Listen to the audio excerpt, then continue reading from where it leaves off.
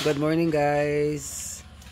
Ito yung aming labong dito na pinagmamalaki na bolo, bamboo shoot.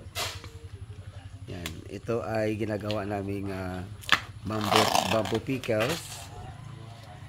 Itong bamboo shoot. Yan. So ito yung pag i-slice namin ganito, papanghalo namin siya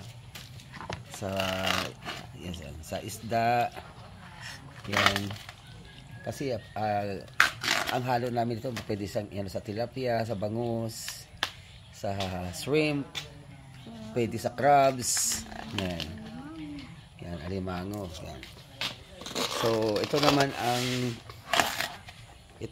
binabalatan para sa idadagdag namin sa gulay. So pwede rin sa haluan ng saluyot, dahon at saka okra. Yan.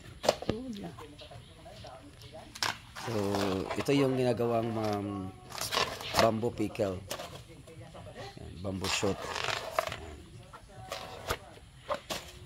Iba siya kaysa bamboo shoot ng yung tawag ito kawayan na may tinik.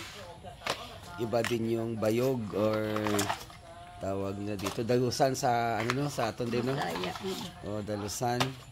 Yan, iba naman ang term namin dito. Yan. So ito sa kalaki yan.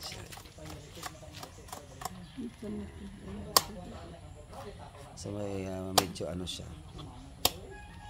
Matigas pa.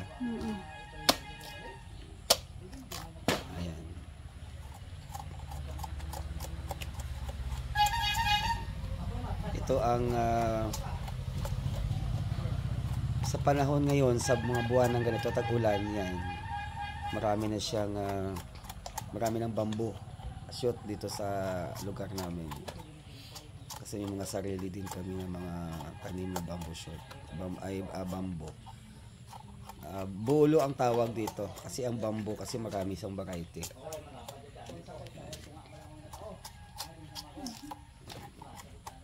So ito ang ulam ng mga taga dito sa amin, lalo na pag talaga walang-wala ka talaga.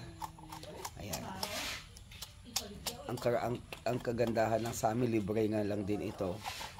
Dito sa may mga bamboo, may mga tanim dito na mga tao dito sa amin. So hindi nila problema ang ulam. Yan. Pagdating sa bayan, bibili ka. Yan. Okay. Yan. Salamat. Ano yung isang kaway dyan?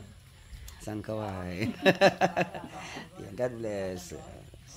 Pakishare ng videos natin para mapang-familiarize nila itong ating bamboo or ito, bolo.